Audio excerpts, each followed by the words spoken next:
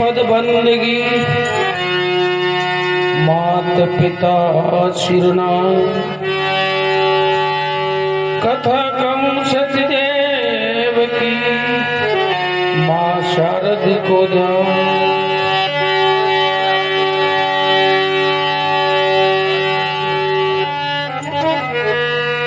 अतुलित बलधामम हेम शैलावदेयम धनुगवन कृशानो ज्ञानिनाम अग्रगण्यम सकल गुण निदानम वानराणाम आदिशम रघुपति प्रिय भक्तम वात जातम नमामि। बोले बजरंग बली की जय हो।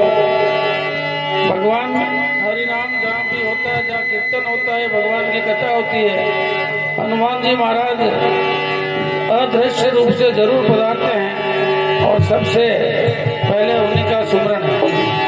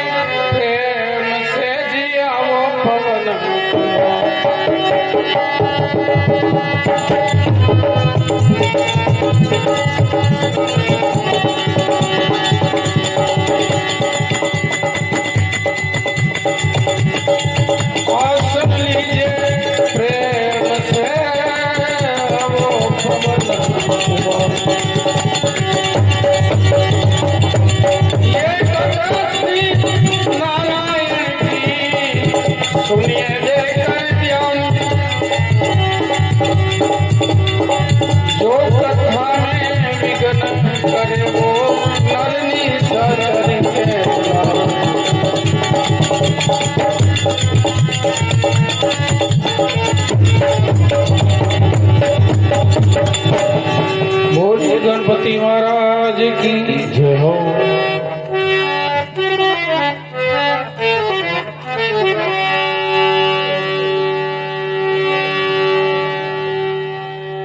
भगवान सत्यनारायण की कथा संक्षेप में आपके सम्मुख प्रस्तुत कर रहा हूँ यथामति अनुसार। उसमें किसी प्रकार की त्रुटि हो तो बारंबार क्षमा चाहते हुए, क्योंकि भगवान का नाम तो अनंत है जिसका कोई पार नहीं है। तो आप और हमारे जैसे क्या बड़े बड़े ऋषि मुनि भी पार नहीं पाए, तो उनके नाम के गुणगान में अनंत है, उसको कोई पार नहीं है। तो जैसे यथामति अनुसार स्कंद पुराण के अनुसार भगवान सत्यनारायण की कथा संक्षेप में आपके सामने प्रस्तुत कर रहा हूँ।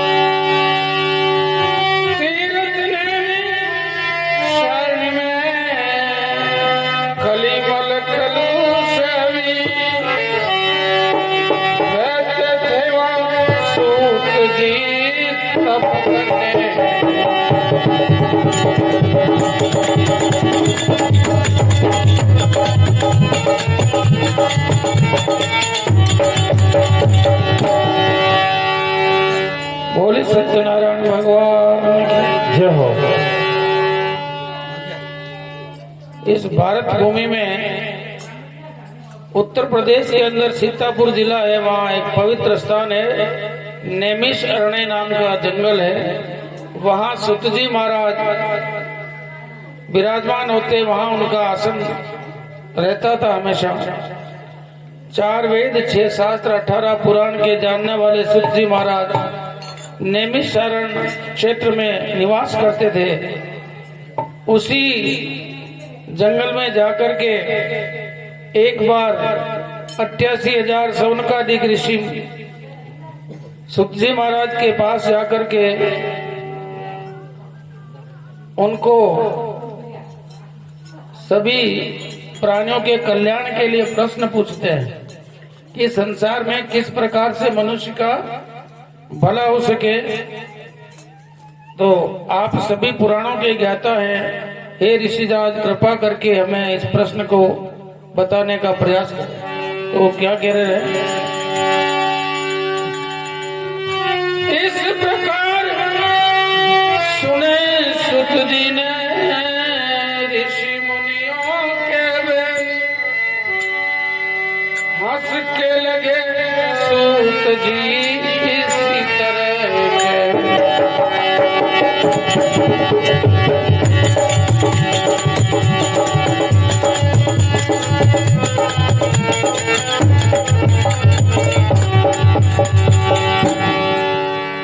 बड़े प्रेम से शौनकादिक ऋषियों का प्रश्न सुनकर सूत जी महाराज प्रसन्न हुए और कहने लगे, धन्य है ऋषिराज, इस संसार में अपने लिए तो सब कोई पूछता है, लेकिन दूसरों के भलाई के लिए, दूसरों के कल्याण के लिए जो कुछ प्रश्न करता है वही महान होता है। आपको धन्य, आपके माता पिता को धन्य है कि आपने सभी के कल्याण के लिए प्रश्न पूछा है। तो जो दूसरे का भला करता है वही मनुष्य, धर्मात्मा, वही महान कहलाता है। तो अष्टादश पुराणेषु व्यासस्य वचनम द्वयम पापाय परपीडनाय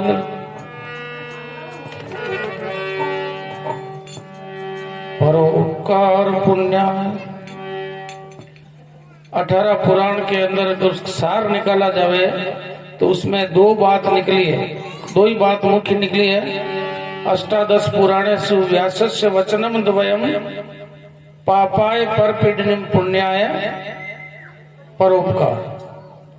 पुण्य के लिए, अगर आपको पुण्य प्राप्त करना तो दूसरे का भला करो, परोपकार करो। और पाप इकट्ठा करना है तो दूसरे किसी भी जीव को कष्ट पहुंचाओ। अब कष्ट पहुंचाने का मतलब है कि आप मन, कर्म, वचन किसी भी प्रकार से पहुंचा सकते हैं। जरूरी नहीं है कि आप किसी को लट मार करके ही कष्ट पहुंचाओ। अरे अपने जबान से आप गलत शब्द कह करके भी किसी को दुखी कर सकते हो। कष्ट हो सकता है सामने वाले को, गलत बात कहने से सामने वाला सुन करके भी दुखी हो जाता है। वचन के द्वारा कष्ट पहुंचा सकते हैं और कर्म के द्वारा भी प्रत्यक्ष रूप से इसको सजा दे करके, और मन में किसी के प्रति बुरा धारने से भी उसको कष्ट पहुंचता है। तो 3 प्रकार से मनुष्य अपने द्वारा अच्छा और बुरा काम कर सकता है, मन, वचन और कर्म से। तो 18 पुराण का सार यही बताता है कि आप पुण्य कमाना चाहते हो तो दूसरे का भला करो, किसी भी जीव का, और धर्म का, पाप कमाना चाहते हो तो दूसरे किसी भी जीव को कष्ट पहुंचाओ। तो हे ऋषियों, आपको धन्य है, आपने सभी के कल्याण के लिए प्रश्न पूछा। तो मैं आपको इसके बड़ा प्रसन्न हुआ और मैं आपको भगवान सत्यनारायण की व्रत पूजा के बारे में बताऊंगा।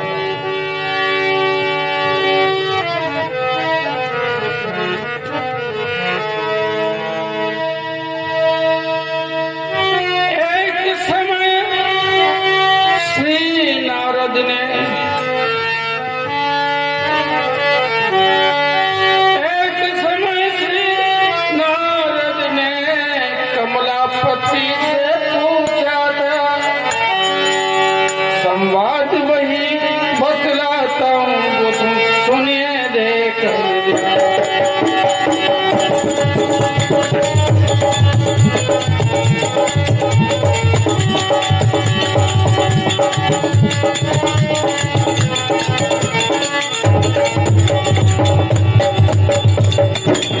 एक समय देव ऋषि नारद ने कमलापति भगवान विष्णु से ये प्रश्न किया था। तो उसी वृत्तांत को मैं आपके सामने सुना रहा हूं, बड़े प्रेम से सुनिए।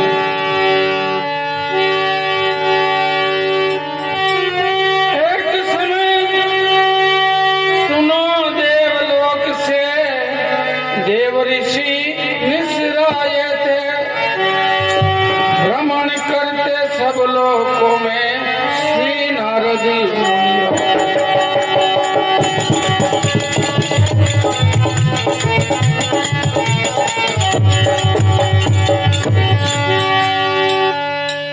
एक समय देवलोक में देव ऋषि नारद अपनी वीणा बजाते हुए सभी लोकों में भ्रमण करने लगे।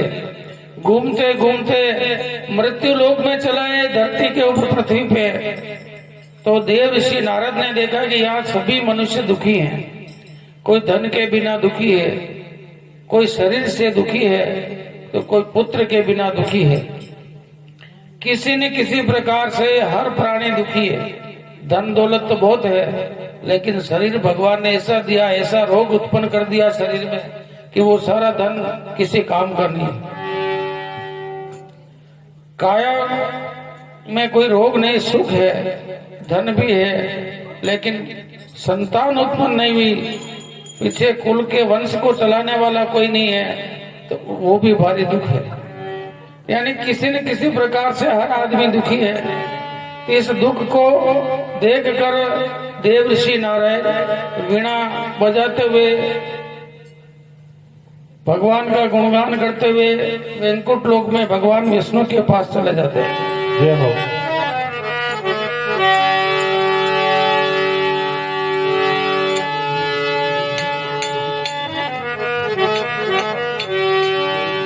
भगवान विष्णु ने नारद जी को आते हुए देख करके सम्मान किया, उनका आदर किया। संत कहीं किसी भी घर में कहीं भी आ जाता है तो उसका सत्कार करना, सम्मान करना हमारा धर्म है। तो भगवान ने भी ऋषिराज देव ऋषि नारद का बड़ा सत्कार किया है और बड़े प्रसन्न हुए कि आज बड़ी कृपा हुई मुनिराज, आपने आकर के मुझे दर्शन दिया है। भगवान विष्णु नारद जी के मन की बात जानते हुए भी नारद जी से क्या कहते हैं,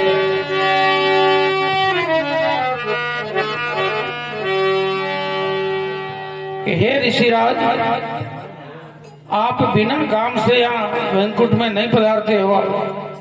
कोई न कोई विशेष काम है जो आपने मन में छिपा रखा है। बिना संकोच के सारी बात मुझे समझा दीजिए। तो इस प्रकार भगवान की बात को सुनकर देव ऋषि नारद ने कहा कि प्रभु अंतर्यामी, आप तो सब कुछ जानने वाले हैं, फिर भी आप मेरे मुंह से सुनना चाहते हैं। तो हे प्राणनाथ, हे प्रभु, मैं मृत्यु लोक में गया, वहाँ सभी प्राणी दुखी देखे और उनका दुख देख करके मैं द्रवित हुआ। उनके दुख कैसे दूर हो जाए, ऐसा कोई उपाय आप बताओ। तो भगवान विष्णु ने देव ऋषि नारद को भगवान सत्यनारायण की पूजा की विधि बताई।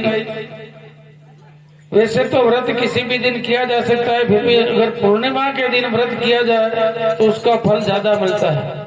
अरे भगवान सत्यनारायण का व्रत पूर्णिमा के दिन करें, दिन भर व्रत रखे, भगवान को साक्षी रखे, मन में सत्य धारण करें और किसी का बुरा नहीं करें, दुष्ट आदमी की संगत नहीं करें, दान पुण्य करे, ब्राह्मण को दक्षिणा दे, भगवान के नाम की कथा सुने, कीर्तन करे, राम हरि नाम का जाप करे।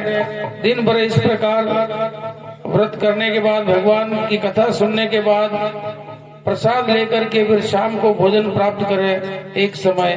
तो इस प्रकार ये भगवान सत्यनारायण की पूजा विधि है।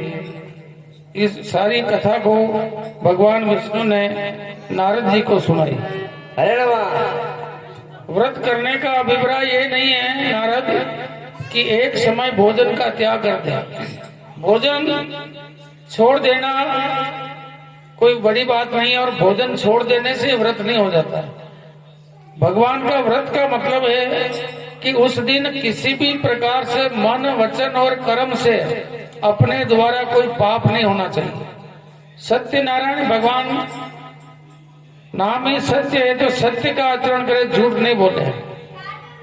सत्येन तप्ते रवि, सत्येन वाति वायु। सत्य पे भगवान सूर्य चलते हैं, एक भी मिनट के लिए आगे पीछे नहीं होते। सत्य से पृथ्वी के ऊपर हवा चल रही है, सत्य से धरती माता टिकी हुई है, और संसार में जो भी है सभी सत्य पे आधारित है। अगर सत्य से मनुष्य पीछे हट जाता है तो उसका सारा काम बिगड़ जाता है। इसलिए व्रत के दिन कम से कम झूठ नहीं बोले, दुष्ट आदमी की संगत नहीं करें, दुर्जनेन परिहर्तव्यो विद्या अलंकृतोपि सन। शास्त्रों में लिखा है कि दुष्ट आदमी को त्याग देना चाहिए, चाहे उसके पास बहुत सारी विद्या हो। दुर्जनेन परिहर्तव्यो विद्या अलंकृतोपि सन मणि नाम भूषित सर्प किम सोनु भयंकर। मणि से विभूषित मणिधारी सर्प भी भयंकर होता है। सर्प के पास मणि होती है फिर भी वो जहर नहीं छोड़ता है, इसलिए जिस प्रकार मणिधारी सर्प को छोड़ देते हैं उसी तरह दुष्ट आदमी की संगत नहीं करनी चाहिए। दुर्जनेन समम सांख्यम प्रीति चापी न कार्ये उष्णो दहती च अंगारम शीतम कृष्णायते घर। दूसरा उदाहरण ये दिया है कि दुष्ट आदमी अग्नि के अंगारे की तरह होता है। अंगारे को आप गरम गरम पकड़ लेते हो जलते हुए को तो आपका हाथ जल जाता है, और उसको पानी डाल के ठंडा कर दो तो कोयला बन जाता है, उसको पकड़ो तो भी हाथ काला हो जाता है, कलंक लग जाता है। ठंडा होता तो भी वो आपको कष्ट पहुंचाता है, कलंक लगा देता है, काला कर देता है, और गर्म होने पर जलाता है। तो दुष्ट आदमी चाहे दोस्त हो चाहे दुश्मन हो उससे दूर रहना चाहिए। हरे नमः। इसलिए दुष्ट आदमी की संगति नहीं करे, झूठ नहीं बोले, अपने से बड़े उनकी आज्ञा का पालन करे, माता पिता की सेवा करे। इस संसार में भगवान से भी बड़े माता पिता को बताया है, तो माता पिता की सेवा करनी चाहिए, उनकी आज्ञा का पालन करना चाहिए। माता पिता का ऋण बहुत होता है, उसको मनुष्य अपने जीवन में कभी नहीं उतार सकता। एक जन्म तो क्या 100 जन्म तक भी जीवन प्रयास करे तो भी माता पिता का ऋण नहीं उतरता है। इसलिए माता पिता की आज्ञा का पालन करे, बड़ों की सेवा करे, सत्य का आचरण करे, दुष्ट आदमी की संगति नहीं करे। इस प्रकार नियम पूर्वक भगवान सत्यनारायण की कथा और पूजन करेगा, व्रत करेगा, उसकी सभी मनोवांछित कामना पूरी होगी। भगवान सत्यनारायण के लिए कदली फल, केले का फल और गेहूं के आटे का मधुर कसार जो बनाकर नैवेद्य चढ़ाए और ब्राह्मण को दक्षिणा दे, और नियम पूर्वक इस व्रत को जो करता रहेगा उसके सारे दुख दूर हो जाएंगे। और क्या कहा,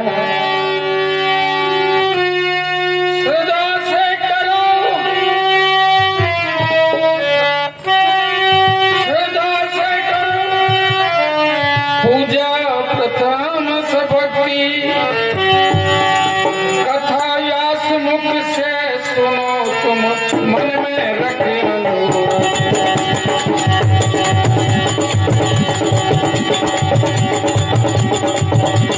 कथा व्यास मुख से सुनिए मन में रखी।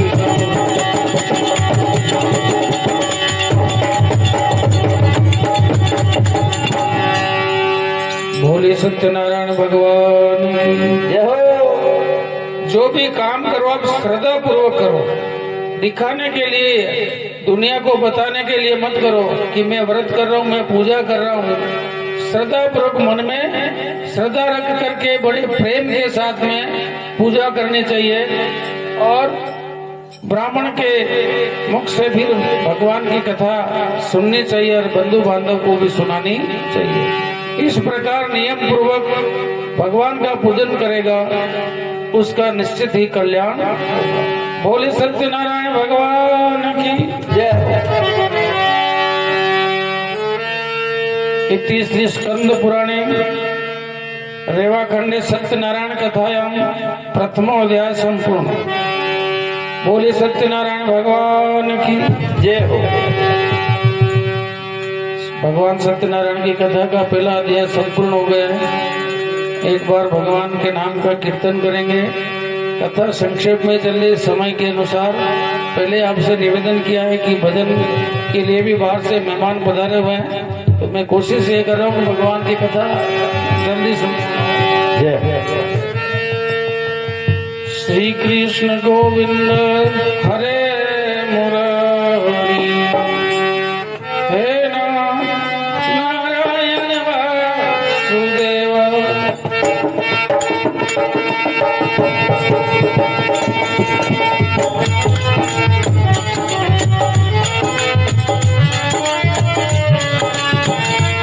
बोलो श्री कृष्ण गोविंद हरे मुरारी। जय नाथ नारायण वासुदेवा। श्री कृष्ण गोविंद हरे मुरारी। हे नाथ नारायण वासुदेवा। श्री कृष्ण गोविंद हरे मुरारी। हे नाथ नारायण वासुदेवा।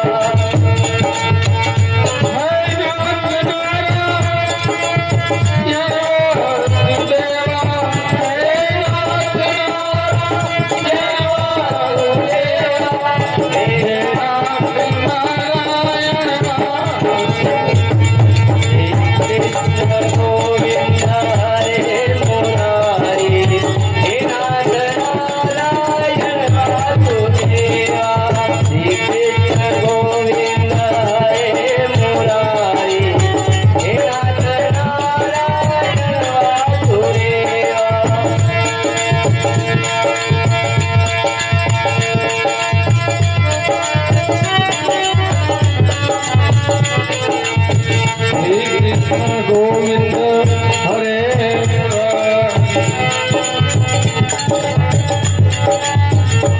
श्री कृष्ण गोविंद हरे मुरारी। हे नाथ नारायण वासुदेवा। श्री कृष्ण गोविंद हरे मुरारी। हे नाथ नारायण वासुदेवा। हे नाथ नारायण वासुदेवा। हे नाथ नारायण वासुदेवा। हे नाथ नारायण वासुदेवा। श्री कृष्ण गोविंद हरे मुरारी। हे नाथ नारायण वासुदेवा। हे नाथ नारायण वासुदेवा।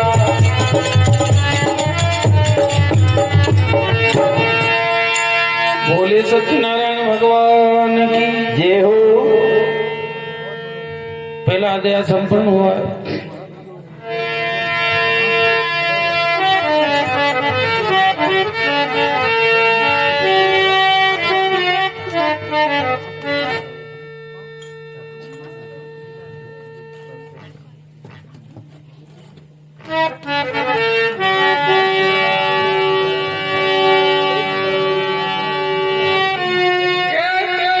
नारद मुनि सुन नारायण बात। कैसे ये संसार में कथा हुई क्या।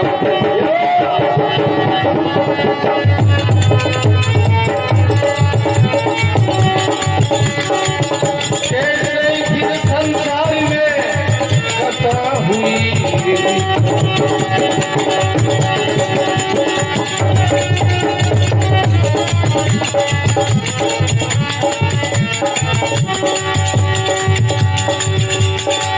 बोलो सत्यनारायण भगवान की जय हो।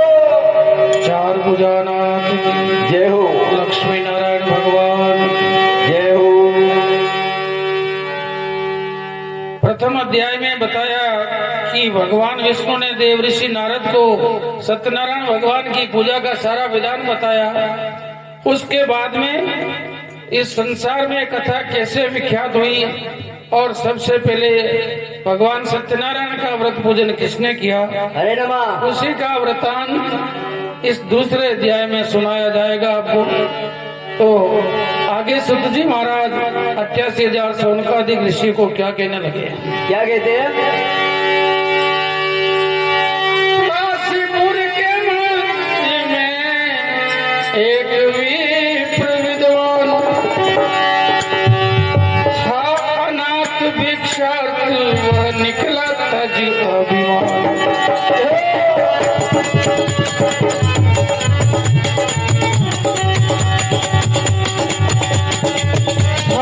अनाथ भिक्षार्थ वह निकला था जी अभिमान।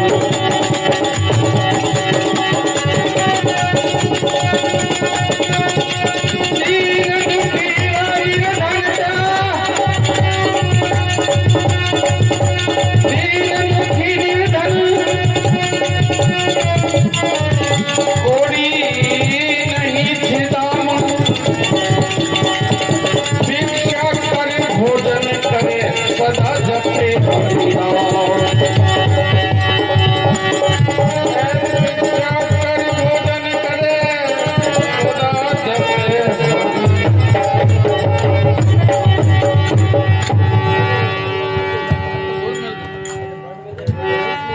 बोले लक्ष्मी नारायण भगवान की। जय हो। सुत जी महाराज कहने लगे कि ऋषियों, काशी नगर के मध्य में एक गरीब ब्राह्मण रहता था जो बड़ा धर्मात्मा, ईश्वर का नित्य भजन करता, ईश्वर का भजन करता था, लेकिन वो बहुत ही निर्धन था, दीन दुखी व निर्धन था, कोड़ी नहीं छिदाम था, अनाथ भिक्षार्थ व निकला तज अभिमान। हरे नमा।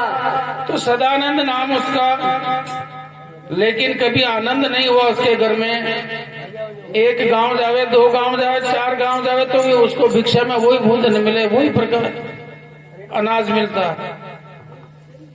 कभी वो पत्नी भूखी रहती तो कभी वो खुद भूखा रहता, बच्चों का पेट भी पूरा नहीं भर पाता। वो ब्राह्मण बड़ा दुखी था, लेकिन भगवान का नाम जप हमेशा करता रहता।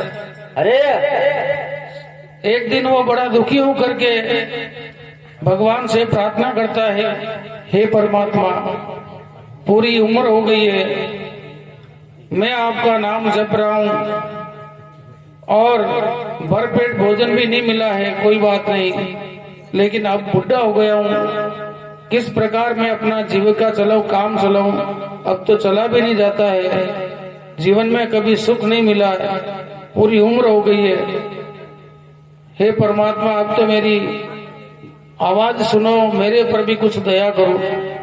इस प्रकार बड़ा दुखी होकर भगवान को याद करके वो फिर भिक्षा मांगने के लिए निकल जाता है। अरे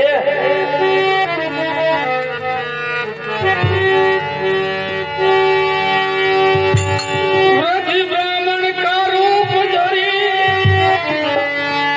स्वयं पहुंचे यदुराज, बोले द्विज से क्यों दुखी तुम दिखते जी महाराज।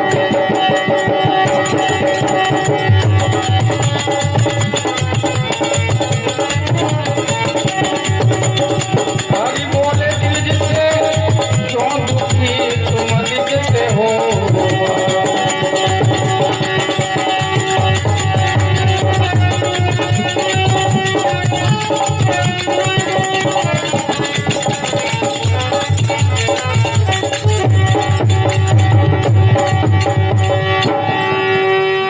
सदानंद ब्राह्मण यूं तो उम्र भर भगवान का नाम लेता, लेकिन उस दिन बड़ा दुखी होकर के आर्तनाद से ईश्वर को पुकारा, अंदर से आवाज निकली।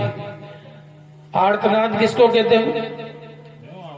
जो अंदर से, अंतरात्मा से, अंदर से आवाज निकलती है। अरे एक छोटा सा दृष्टांत आपको बता रहा हूं मैं कि एक कोई शिष्य गुरुदेव के पास में पहुंचा है कि गुरु महाराज मुझे भी कोई ऐसा मंत्र दो कि मुझे भगवान के दर्शन हो जाए। आप तो ज्ञानी है, महात्मा है, सभी शास्त्र को जानते हैं, मैं तो कुछ जानता नहीं हूँ, लेकिन आपकी शरण में आया हूँ, हे गुरु महाराज मेरे ऊपर भी आप कृपा करो और ऐसा कोई मंत्र दो, ऐसी कोई दीक्षा दो, ऐसा कोई ज्ञान दो जिससे मुझे भी भगवान के दर्शन हो जाए। रे गुरुजी ने शिष्य को कहा कि बेटा कुछ नहीं, ज्यादा कुछ नहीं करना है, भगवान का नाम तू प्रेम से लेते रहना, राम राम रटते रहना, तुझे भगवान के दर्शन हो जाएंगे।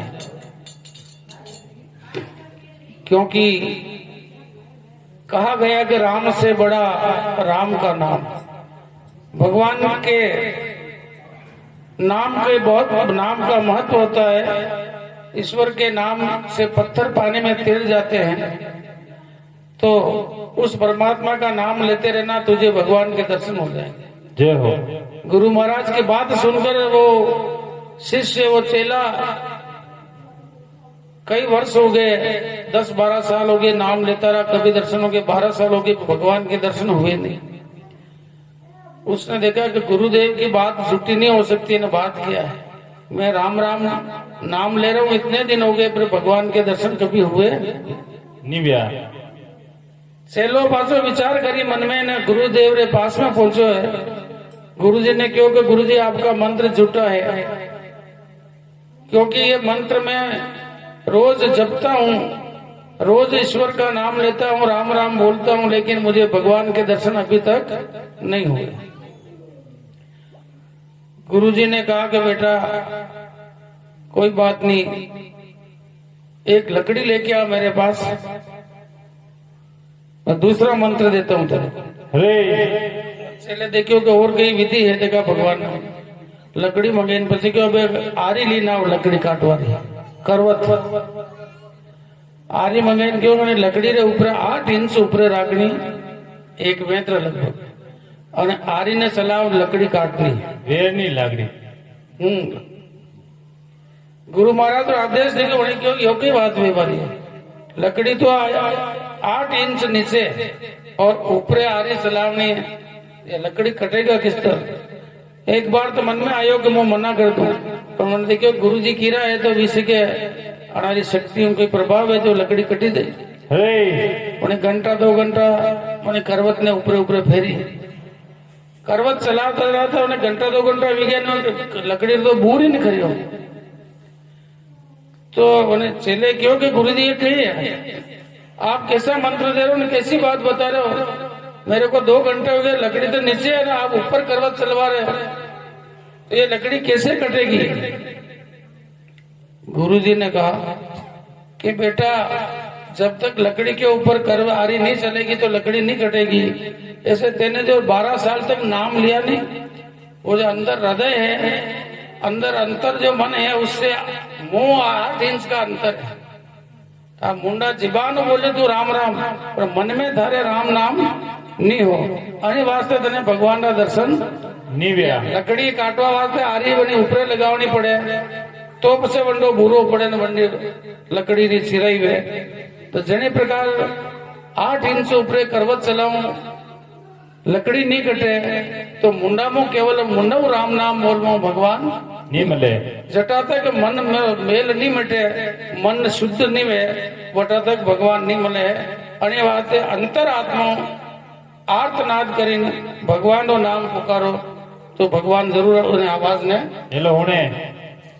तो सदानंद ब्राह्मण मणिधन आर्तनाद की थी, और आर्तनाद करने से भगवान ने आवाज सुनी और वृद्ध ब्राह्मण के रूप में स्वयं आकर के भगवान प्रकट हो गए।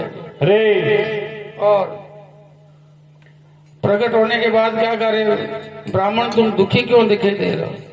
तो सदानंद ने कहा कि मेरे जैसा ये भी ब्राह्मण दिख रहा नहीं, इसको दुख सुनाने से क्या फायदा। अरे दुख तो उसको सुनाओ जो दुख को मिटा दे, तो ये भी मेरे जैसा ब्राह्मण है, इसको मैं सुनाऊं तो क्या होगा। फिर भी पूछा कि क्या बात है, मैं तो दुखी दिखाई दे रहे हो, बात बतानी पड़ेगी। तो फिर सदानंद ब्राह्मण दोबारा पूछने पर क्या कहने लगा वो, क्या कह रहे?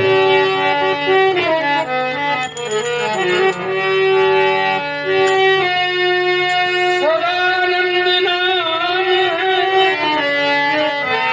पर कभी न हुआ, और भोजन तक का भी टोटा है, क्या बतलाऊं।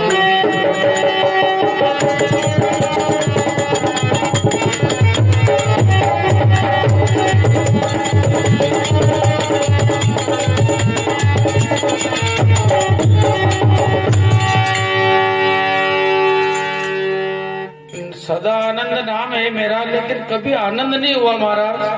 नाम बहुत बड़ा है, आगे हमारे दर की देखियो। हाँ, पर आकी उम्र में और तो ठीक है, लेकिन भरपेट भोजन भी नहीं मिला।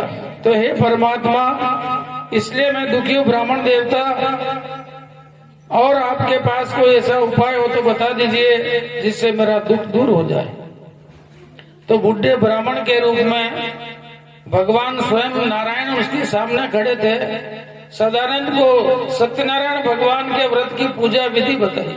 अरे अगर तू भगवान सत्यनारायण का व्रत पूजन करेगा तो तेरा सारा दुख दूर हो जाएगा, मनवांछित फल मिलेगा, और अंत में भगवान के पावन धाम को, वैकुंठ को प्राप्त हो जाएगा।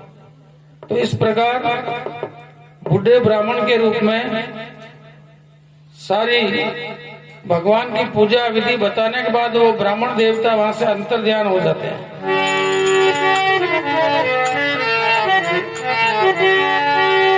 अंतर ध्यान ब्रह्म हो गया के संपूर्ण विधान, दीन दुखी भिक्षार्थ व निकला तजी अभिमान।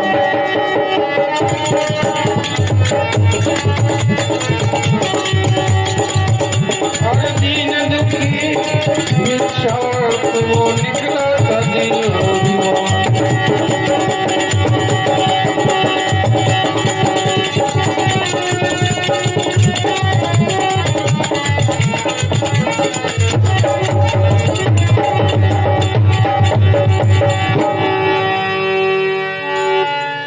बोली सत्यनारायण भगवान की जय हो, मात पिता गुरुदेव की जय हो, लक्ष्मी नारायण भगवान की जय हो, जगदम्बे मात की जय हो।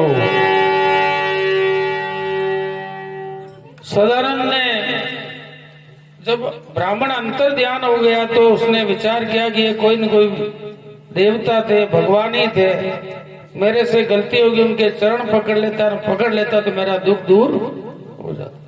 फिर भी उसने विचार किया कि वो ब्राह्मण नहीं, कोई न कोई स्वयं भगवान या कोई देवता है, उसकी बात कभी झूठी नहीं हो सकती है। सदानंद ने विचार किया, आज भिक्षा में जो मिलेगा वो खाने की सामग्री नहीं लाऊंगा, उस अनाज को बेचकर भगवान सत्यनारायण की पूजा की सामग्री लाऊंगा, भगवान का व्रत करूंगा।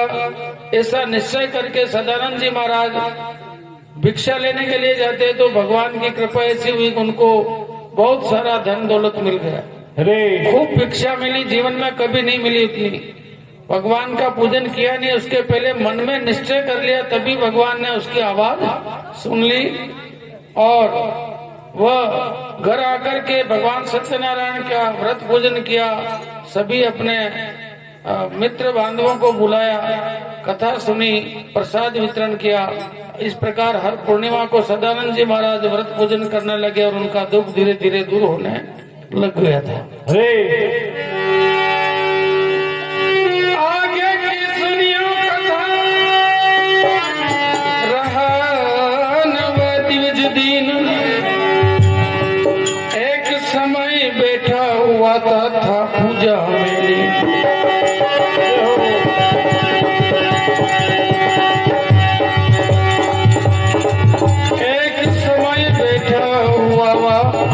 पूजा में लीन, बोल चार भुजानाथ की जय हो।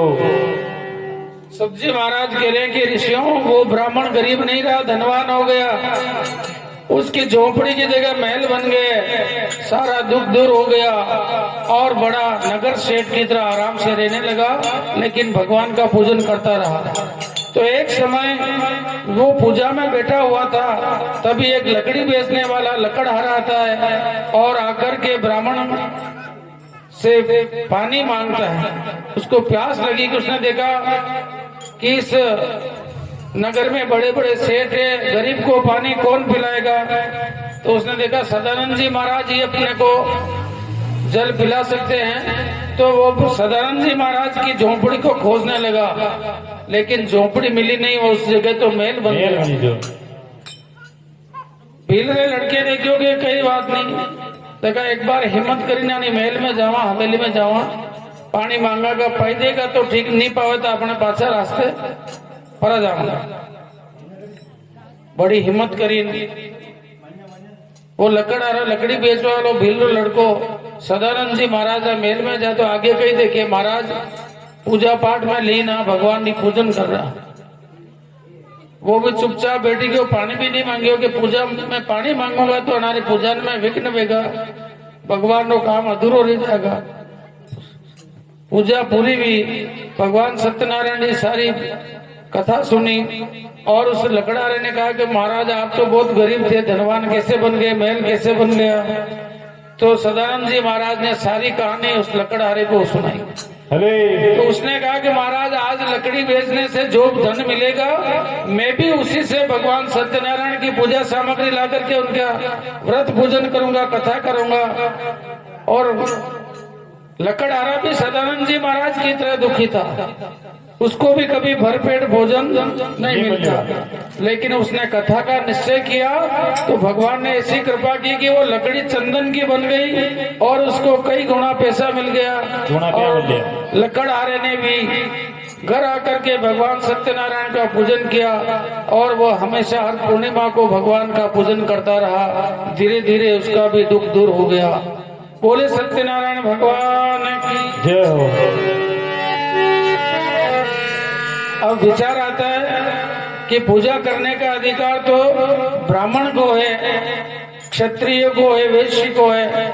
ये लकड़ी बेचने वाला भील और नीची जाति के लोग तो शूद्र है, ये पूजा कैसे कर सकते हैं? तो किसी जाति से कोई बड़ा नहीं होता है।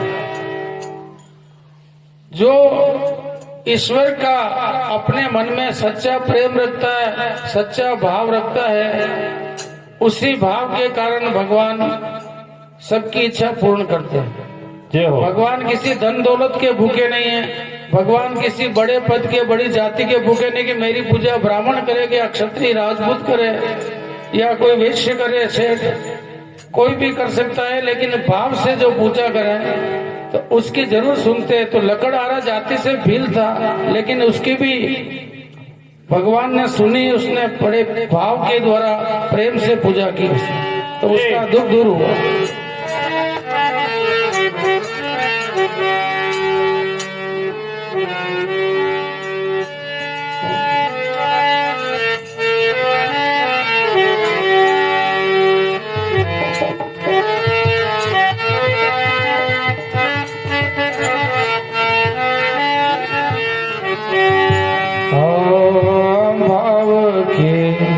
भूखे है भगवान, ओ भाव के भूखे है भगवान।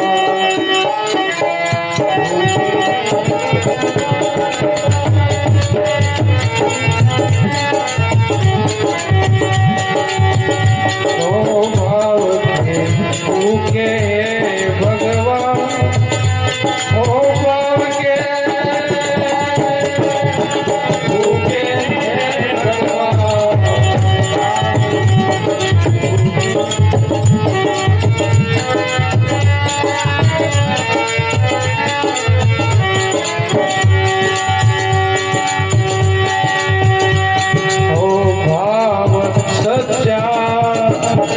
मन में हो, भाव सच्चा मन में हो,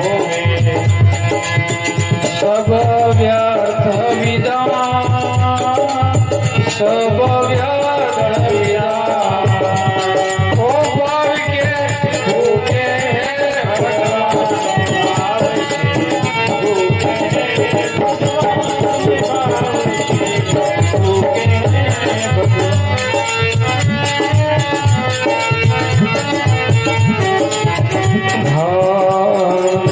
झूठे पैर शबरी के खाए, झूठे पैर शबरी के खाए, होकर प्रेमादी,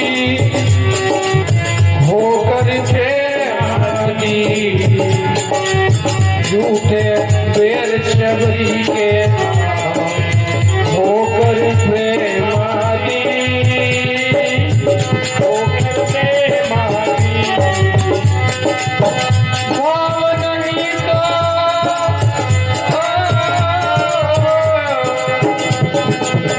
भाव नहीं तो ये मनुष्य दे, हे भी मृतक समा। ओ भाव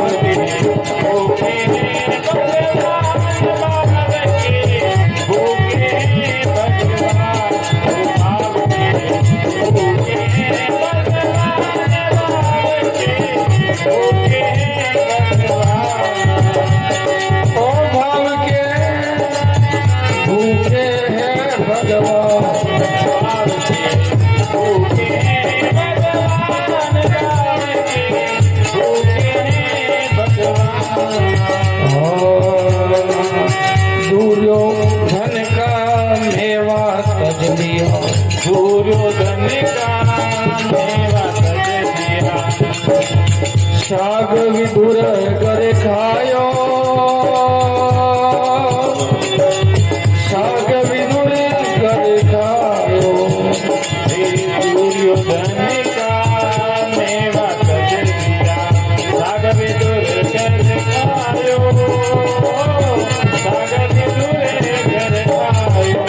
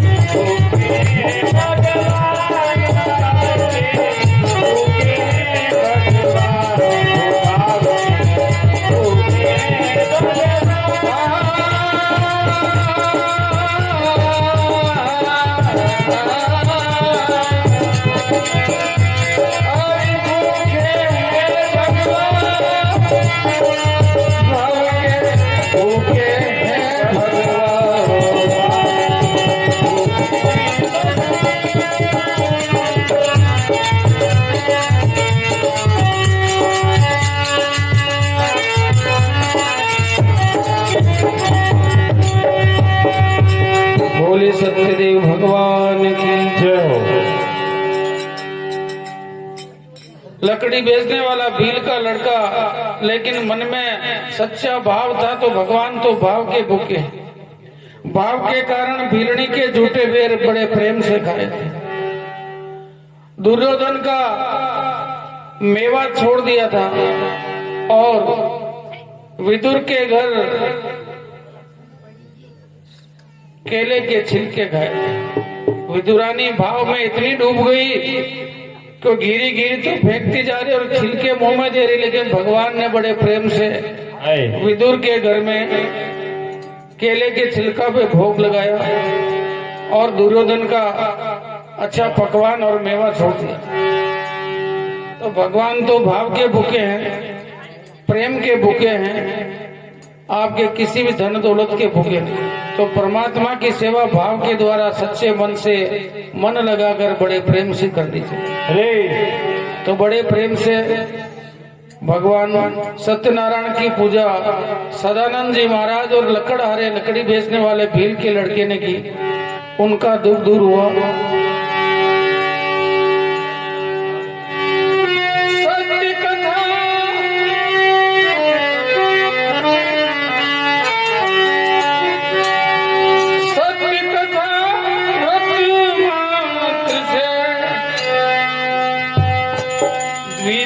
हुआ धनवान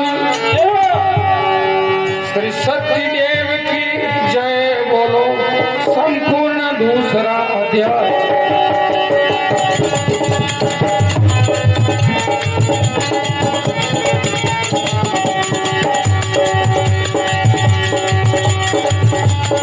सत्यदेव की जय बोलो। संपूर्ण दूसरा अध्याय।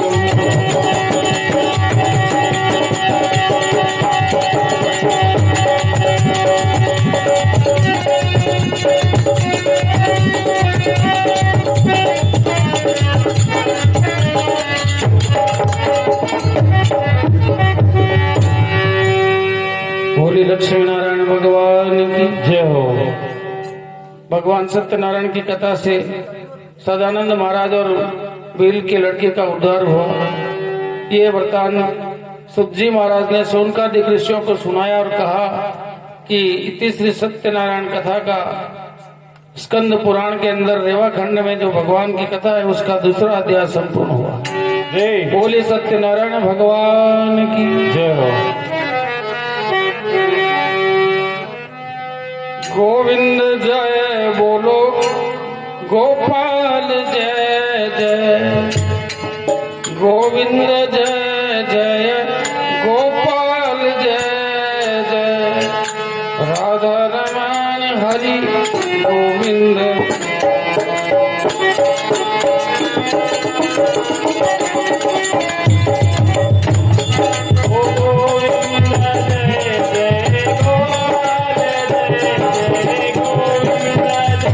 जय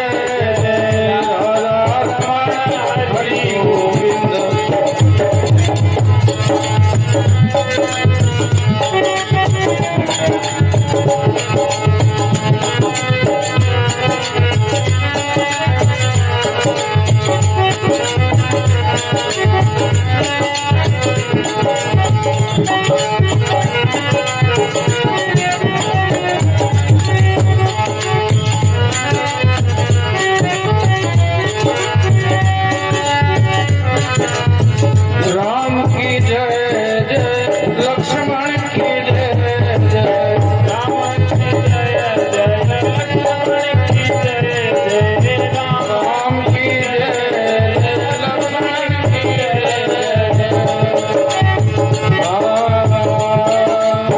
राम लखन दोनों भाइयों की जय राम लखन दोनों भाइयों की जय गोविंद बोलो हरि गोपाल बोलो गोविंद बोलो हरि गोपाल बोलो रमण हरि गोविंद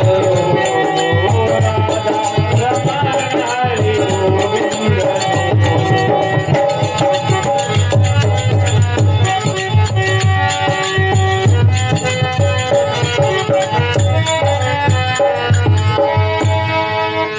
बोले सत्यनारायण भगवान की जय हो। सच्ची महाराज आगे तीसरे अध्याय में भगवान सत्यनारायण की कथा का वृत्तांत सोनकादिक ऋषियों से किस प्रकार सुनाने लगे।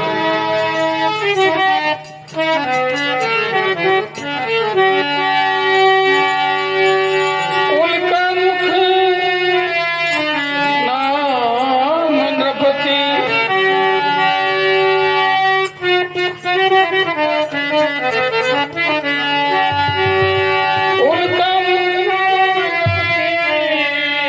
सत्य वचन जनमान जय हो।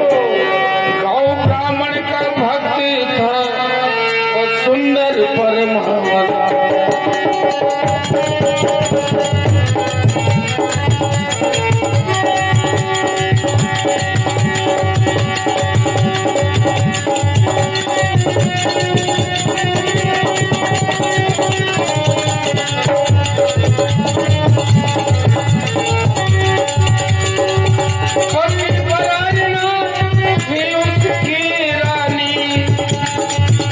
नाम प्रमुगदा जन सन्मानी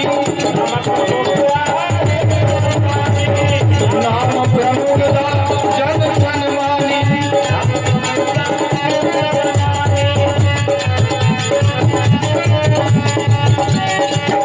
वेदनो पूनम के पूनम सत्य देव व्रत करते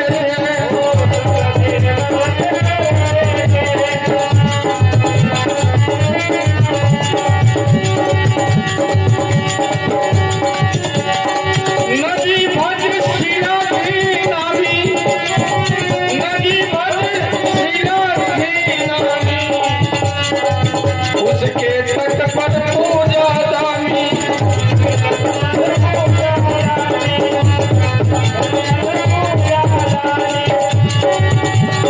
वहाँ एक व्यापारी आया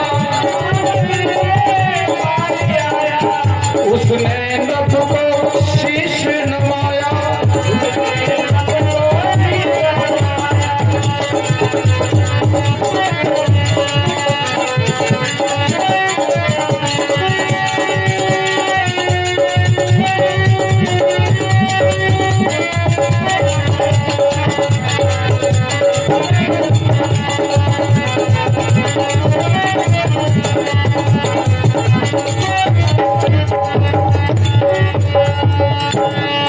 बोले लक्ष्मी नारायण भगवान की जय हो।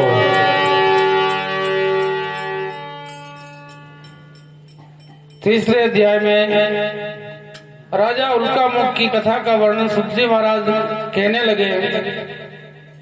उल्कामुख नाम के बड़े धर्मात्मा राजा गौ ब्राह्मण के रक्षक प्रजा का पालन करने वाले नियम धर्म से अपना राज्य चलाते थे।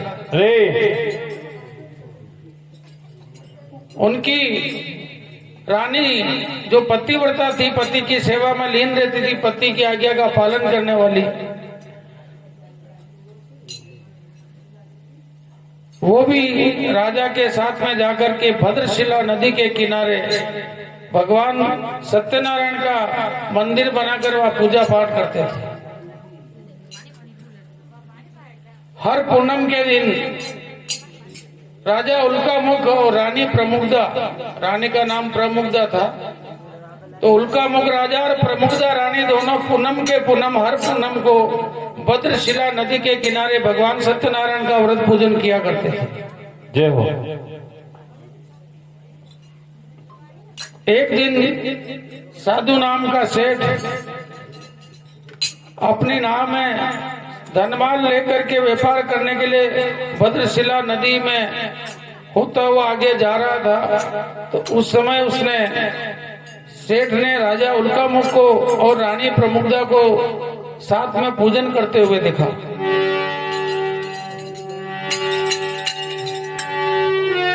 साधु नामक वेश ने भूप को प्रथम शीश नवाया, पुनि पूछा यह सुकृत कथा क्या है नरनाथ।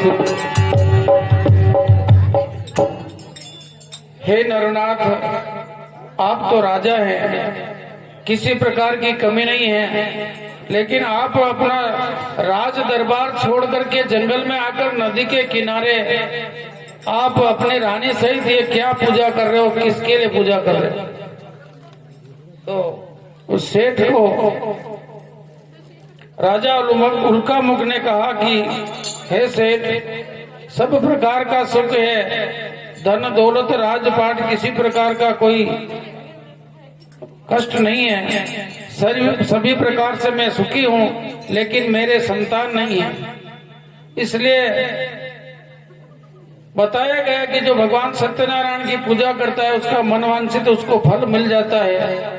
इसलिए मैं अपने संतान प्राप्ति के लिए यह भगवान सत्यनारायण का पूजन कर रहा हूँ। तो सेठ ने कहा कि राजन, मेरे घर में भी किसी बात की कमी नहीं है, लेकिन मेरे भी घर में कोई संतान नहीं है। अगर पुत्र छोड़कर पुत्री भी मेरे घर में जन्म लेगी तो मैं भी भगवान सत्यनारायण की पूजा करूंगा।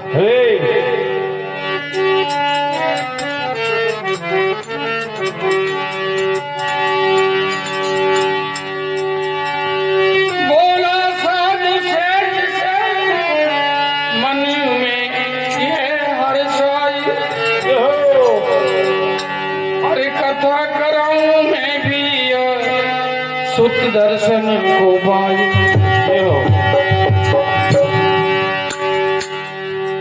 तब वो सेठ, साधु नाम का सेठ भी अपने मन में प्रसन्न होकर के बोला, राजन, मैं भी ये कथा कराऊंगा बड़े प्रेम से, अगर मेरे घर में पुत्र का जन्म हो गया, सुत दर्शन को पाकर। सेठ बड़े चतुर होते हैं, पहले शर्त के साथ वो प्रसाद चढ़ाते हैं। पहले कहा कि अगर मेरे घर में पुत्र का जन्म हो जाएगा तो मैं भी भगवान की पूजन और कथा करूंगा। तो इस प्रकार वो सेठ अपना व्यापार नहीं करके वापस खुशी में घर लौट जाता है और सेठानी को जाकर ये अच्छा समाचार सुना था और क्या कहने लगा। जय हो। सुन प्रिय सत्यदेव भगवान, संतति सुखदाता बड़े खेत सभी दुआ।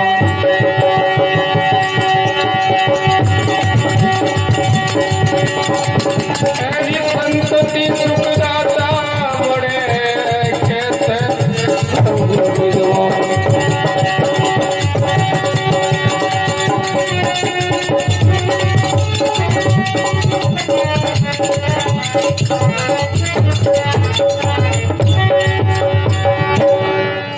सेठ बड़ा प्रसन्न हुआ और सेठानी को कहा कि आज मैंने राजा उल्कामुख से एक नई बात सुनी है कि भगवान सत्यनारायण मनवांछित फल देते हैं। अरे अपने घर में भी अगर संतान उत्पन्न हुई, पुत्र छोड़ के पुत्री भी जन्म लेगी, तो अपन भी भगवान सत्यनारायण की कथा पूजन करेंगे।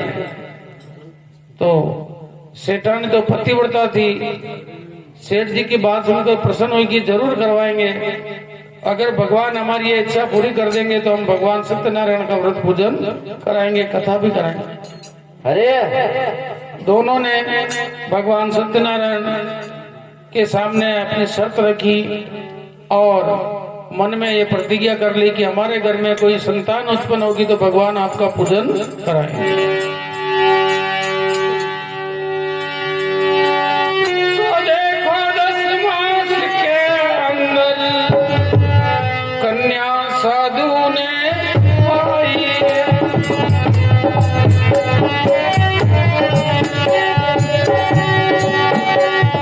कन्या साधु ने पाई, ज्योतिषों ने यथामति बस नाम कलावती रखी।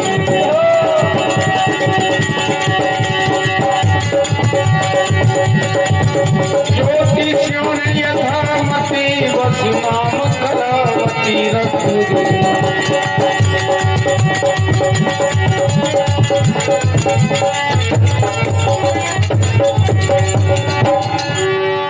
बोले सत्यनारायण भगवान की जय हो, माता पिता गुरुदेव की जय हो।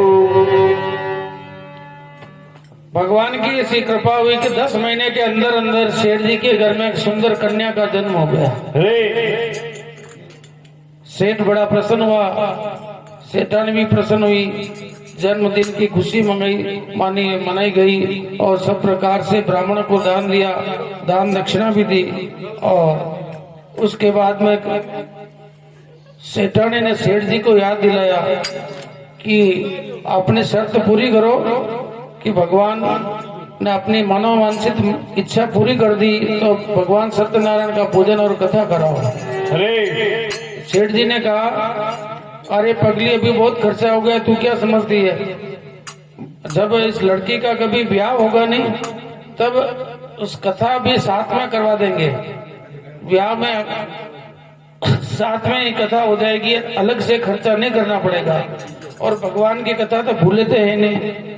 तो फिर सेठानी बात मान गई, भगवान की कथा को आगे किसका दिया गया है। फिर कुछ समय बाद लड़की का नाम जो कलावती था, चंद्रमा की कला के समान बड़ी होती गई और थोड़े ही दिनों में लड़की शादी लायक हो गई। तो सेठ जी उसके लायक वर खोज करके विवाह की तैयारी कर लेते हैं और बड़े प्रेम से सेठ के घर में मंगल गान होने लगे हैं और कलावती की जो शादी की तैयारी हो गई है।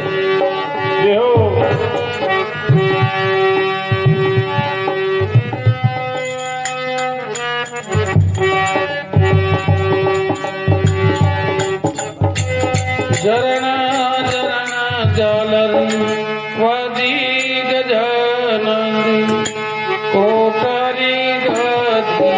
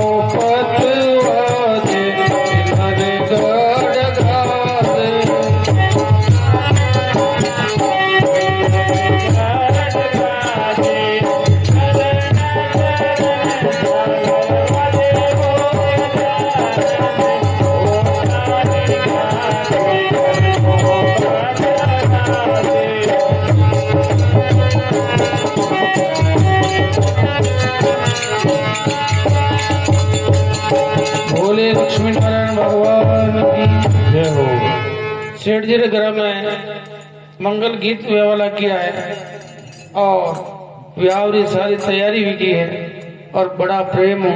सेठ जी ने घर में कन्या रो ब्याह विदा है, लेकिन सेठ जी भगवान की कथा ने और भूल गया। भूल जाए सेठानी ने याद दिलाया कि सेठ जी आपने कहा था कि हमारे घर में संतान का जन्म होगा तो भगवान की पूजा कराएंगे, जन्म भी हो गया। फिर आपने कहा कि शादी कराएंगे, तो अब शादी भी हो गई, अब तो भगवान का पूजन पूरा करो। सेठ जी ने कहा कि अभी शादी में बहुत खर्चा हो गया है और भगवान की कथा तो भूले नहीं है, इसलिए तू पगली किसी प्रकार की चिंता मत कर। ये कथा जमाई जी को घर जमाई रखेंगे, हम ससुरा जी जमाई जी दोनों कमा करके लाएंगे और विदेश में जाएंगे, धन कमा के लाएंगे, व्यापार करेंगे, वापस आएंगे, फिर भगवान की कथा को पूरी करा देंगे। बोले चार भुजानाथ की जय हो। सेठानी को फिर समझा दिया और सेठ जी अपने जमाई राज को घर जमाई रख करके दोनों ससुरा जमाई जी व्यापार करने के लिए निकल जाते।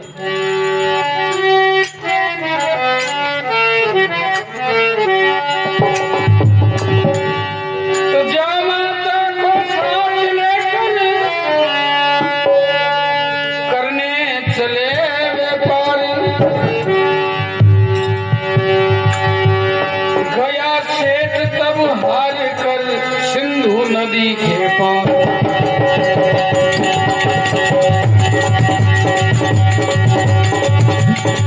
हर गया सेठ तब हाथ के नदी के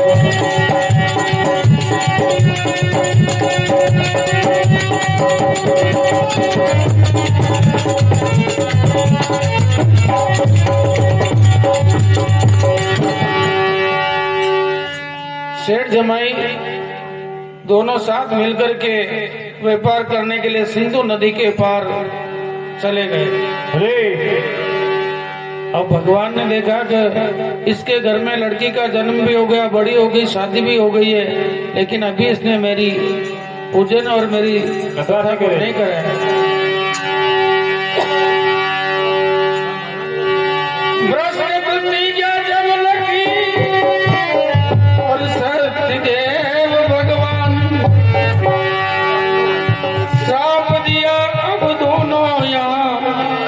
पाओगे माँ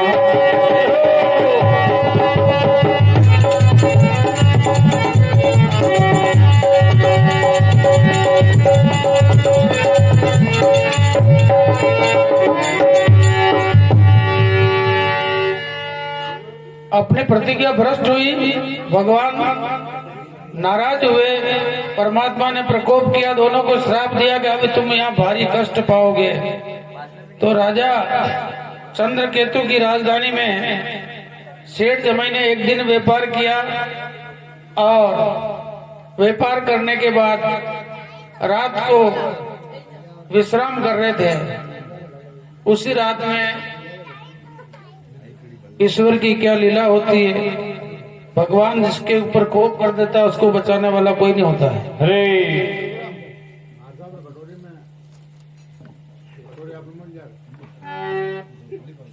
चाहे वो तो आप ले आओ ताकि 5 मिनट केड़ी दोबारा रेस्ट दी जाओ। कोशिश